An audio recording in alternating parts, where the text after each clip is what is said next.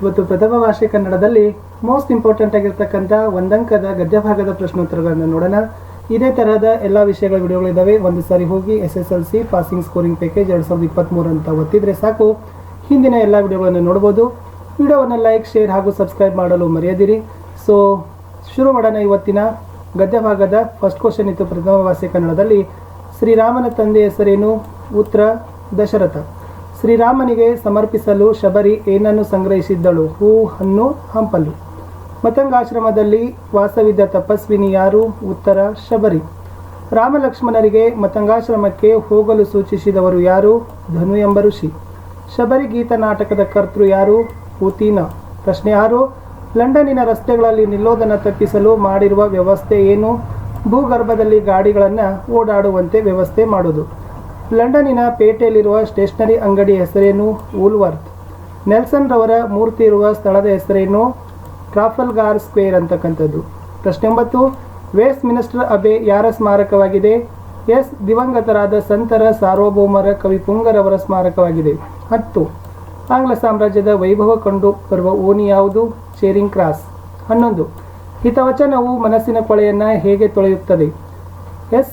ಮುಸ್ಸಂಜೆಯ ಚಂದ್ರನು ಕತ್ತಲೆಯನ್ನು ಕಳೆಯುವಂತೆ ಹಿತವಚನ ಮನಸ್ಸಿನ ಕೊಳೆಯನ್ನು ತೊಳಿತದ. 12. ಯಾರ ಕಿವಿಗೆ ಉಪದೇಶ ನಾಟುವುದಿಲ್ಲ? ಅಹಂಕಾರ ತುಂಬಿದ ರಾಜಮನೆತನದಲ್ಲಿ ಹುಟ್ಟಿದವರ ಕಿವಿಗೆ. ಪ್ರಶ್ನೆ 13. ಯಾರಿಗೆ ಜಗತ್ತು ಕ್ಷುದ್ರವಾಗಿ ಕಾಣುತ್ತದೆ? ದುಡ್ಡಿನ ಪೈತ್ಯ ಅಡರಿದವರಿಗೆ. ಪ್ರಶ್ನೆ 14. ಲಕ್ಷ್ಮಿ ಯಾವ ಯಾವ ದುರ್ಗುಣಗಳನ್ನು ಹೊತ್ತು ಬಂದಿದ್ದಾಳೆ? ಎಸ್. ಲಕ್ಷ್ಮಿಯು ಚಂದ್ರಕಲೆಯ ವಕ್ರತೆ, ಮೋಹಕತ್ವ, ಮದ್ಯದ ಮಾದಕತ್ವ, ಕೌಸ್ತುಭದ ಕಾಠಿಣ್ಯ ಮುಂತಾದ ದುರ್ಗುಣಗಳನ್ನು ಹೊತ್ತು ಬಂದಿದ್ದಾಳೆ. ಸಂಪತ್ತಿನ ಗುಣವೇನು? ಸಂಪತ್ತು ಮನುಷ್ಯನನ್ನು ಅಂಧಕಾರಕ್ಕೆ ತಳ್ಳುತ್ತದೆ. ಪ್ರಶ್ನೆ 16. ಯಾರ್ಯಾರನ್ನು ಕಂಡರೆ ಸಂಪತ್ತಿಗೆ ಆಗಿ ಬರುವುದಿಲ್ಲ? ಉತ್ತರ ಎಸ್. ಉತ್ತಮ ಗುಣಶೀಲರನ್ನು ಕಂಡರೆ ಸಂಪತ್ತಿಗೆ ಆಗಿ ಬರೋದಿಲ್ಲ. 17. ದರ್ಭೆಯ ಚಿಗುರು ಯಾವ ಗುಣಗಳನ್ನು ಒರೆಸಿಬಿಡುತ್ತದೆ? ಸೊ ರಾಜರ ಕ್ಷಮಾಗುಣ. ಬೀಳ್ಗೊಡೆಯ ಅಡಿಯಲ್ಲಿ ಯಾವುದು ಕಾಣುವುದಿಲ್ಲ? ಎಸ್. ಪರಲೋಕ. ನಾಲ್ವಡಿ ಕೃಷ್ಣರಾಜ ಒಡೆಯರು ಯಾವಾಗ ಪಟ್ಟಾಭಿಷಿಕ್ತರಾದರು? ಕ್ರಿಸ್ತಶಕ 1896.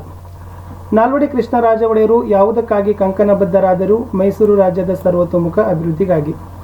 ಏಷ್ಯಾ ಖಂಡದಲ್ಲಿ ಮೊದಲು ಪ್ರಾರಂಭಿಸಿದ ಜಲವಿದ್ಯುತ್ ಯೋಜನೆ ಯಾವುದು? ಶಿವನ ಸಮುದ್ರದ ಕಾವೇರಿ ನದಿ ಯೋಜನೆ. 22. ಬ್ರಿಟಿಷ್ ಸರ್ಕಾರ ವಿಶ್ವೇಶ್ವರಯ್ಯನವರಿಗೆ ಯಾವ ಪದವಿ ನೀಡಿತು? ಸರ್ ಪದವಿ. 23.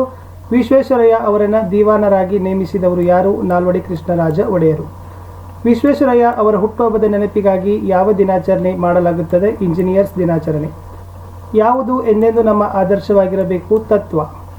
26. ಯಾವ ವ್ಯಕ್ತಿ ನಮಗೆ ಆದರ್ಶವಾಗಬಲ್ಲನು?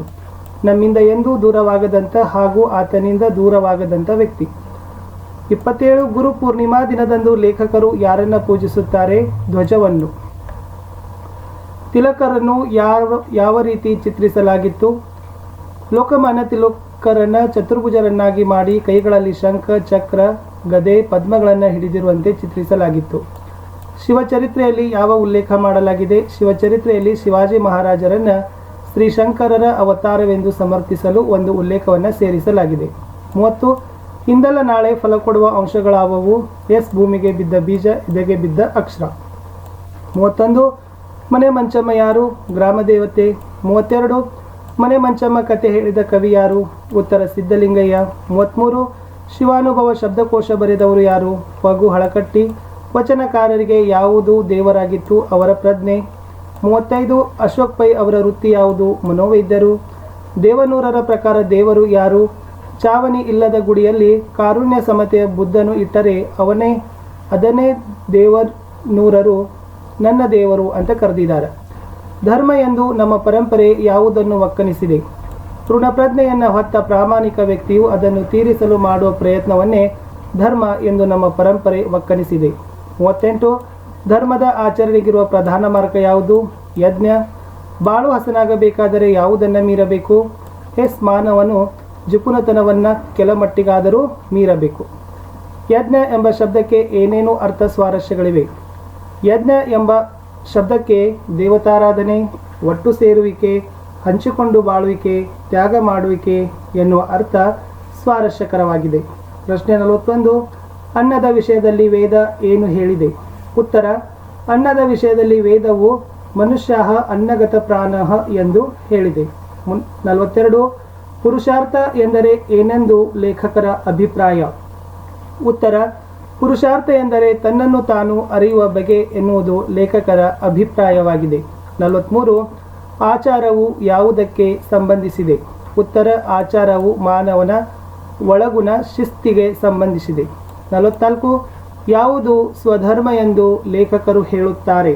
ಉತ್ತರ: ಯಾವುದೇ ವ್ಯಕ್ತಿಯು ತನ್ನ ಸ್ವಭಾವಕ್ಕೆ ಅನುಸಾರವಾಗಿ ಬದುಕನ್ನು ರೂಪಿಸಿಕೊಳ್ಳುವುದರ ಮೂಲಕ ಹಾಗೂ ಸುತ್ತಮುತ್ತಲ ಜಗತ್ತು ಹೆಚ್ಚಿನ ನೆಮ್ಮದಿಯನ್ನು ಗಳಿಸಿಕೊಳ್ಳುವಂತೆ ಮಾಡುವ ವಿಧಾನಕ್ಕೆ ಸ್ವಧರ್ಮ ಎಂದು ಲೇಖಕರು ಹೇಳುತ್ತಾರೆ. 45 ಸ್ವಧರ್ಮದ ವಿಷಯದಲ್ಲಿ ಎಲ್ಲಕ್ಕಿಂತಲೂ ಮುಖ್ಯವಾದದ್ದು ಯಾವುದು. ಉತ್ತರ: ಪ್ರತಿಯೊಬ್ಬ ವ್ಯಕ್ತಿಯ ಅಂತರಂಗದ ನಿಶ್ಚಯವೇ ಸ್ವಧರ್ಮದ ವಿಷಯದಲ್ಲಿ ಎಲ್ಲಕ್ಕಿಂತಲೂ ಮುಖ್ಯವಾದದ್ದು. 46 ಮನಸ್ಸಿನ ನಿಜವಾದ ಉನ್ನತಿಯನ್ನು ತೋರುವ ಅಂಶ ಯಾವುದು. ತ್ಯಾಗವನ್ನು ಮಾಡಿಯೂ ಪಶ್ಚಾತ್ತಾಪ ಪಡೆದಿರುವುದು ಮನಸ್ಸಿನ ನಿಜವಾದ ಉನ್ನತಿಯನ್ನು ತೋರುವ ಅಂಶವಾಗಿದೆ. ಪ್ರಶ್ನೆ ಎಸ್ 47 ಅಂಶ ವೃಕ್ಷಸಾಕ್ಷಿ ಕಥೆಯನ್ನು ಯಾವ ಕೃತಿಯಿಂದ ಆರಿಸಲಾಗಿದೆ. ಉತ್ತರ: ವೃಕ್ಷಸಾಕ್ಷಿ ಕಥೆಯನ್ನು ಕನ್ನಡ ಪಂಚತಂತ್ರ ಎಂಬ ಚಂಪು ಕೃತಿಯಿಂದ ಆರಿಸಲಾಗಿದೆ. ಪ್ರಶ್ನೆ 48 ದುಷ್ಟಬುದ್ಧಿಯು ಧರ್ಮಬುದ್ಧಿಯ ಮೇಲೆ ಯಾವ ಆರೋಪವನ್ನು ಹೊರಿಸಿದನು. ಉತ್ತರ: ದುಷ್ಟಬುದ್ಧಿಯು ಧರ್ಮಬುದ್ಧಿಯ ಮೇಲೆ ಕಳ್ಳತನದ ಆರೋಪವನ್ನು ಹೊರಿಸಿದನು. 49 ಧರ್ಮಾಧಿಕರಣರು ಏಕೆ ವಿಸ್ಮಯ ಹೊಂದಿದರು. ಉತ್ತರ: ಧರ್ಮಬುದ್ಧಿಯೇ ಧನವನ್ನು ಕದ್ದಿರುವನೆಂದು ವೃಕ್ಷವು ನುಡಿದುದನ್ನು ಕೇಳಿ ಧರ್ಮಾಧಿಕರಣರು ವಿಸ್ಮಯವನ್ನು ಹೊಂದಿದರು. 50 ಧರ್ಮಬುದ್ಧಿಯು ತನ್ನ ಬೆಳಗಿನ ಹೊತ್ತನ್ನು ಹೇಗೆ ಕಳೆದನು. ಉತ್ತರ: ಬೆಳಗಿನ ಹೊತ್ತನ್ನು ಧರ್ಮಬುದ್ಧಿಯು ದೇವ ಗುರು ದ್ವಿಜ ಪೂಜೆಗಳನ್ನು ಮಾಡುತ್ತಾ ಕಳೆದನು. 51 ಧರ್ಮಾಧಿಕರಣರು ವಟವೃಕ್ಷದ ಸಮೀಪಕ್ಕೆ ಏಕೆ ಬಂದರು. ಧರ್ಮಬುದ್ಧಿ ಮತ್ತು ದುಷ್ಟಬುದ್ಧಿಯರ ನಡುವಿನ ಜಗಳವನ್ನು ಬಗೆಹರಿಸಲು ವಟವೃಕ್ಷದ ಸಾಕ್ಷಿ ಕೇಳಲು ಬಂದರು ಅಂತಕ್ಕಂಥದ್ದು ಒಟ್ಟು 10ನೇ ತರಗತಿಯ ಗದ್ಯ ಭಾಗದ 51 ಪ್ರಶ್ನೆಗಳನ್ನು ನಾವೇನು ಮಾಡಿದ್ದೀವಿ ಈ ವಿಡಿಯೋದಲ್ಲಿ ನೋಡಿದ್ದೀವಿ. ಮತ್ತೆ ಪದ್ಯ ಭಾಗದ ಪ್ರಶ್ನೆಗಳನ್ನು ತರ್ತೀವಿ. ಸೊ ತಾವುಗಳು ವಿಡಿಯೋಗಳನ್ನು ನೋಡಬೇಕು, ಲೈಕ್ ಮಾಡಬೇಕು,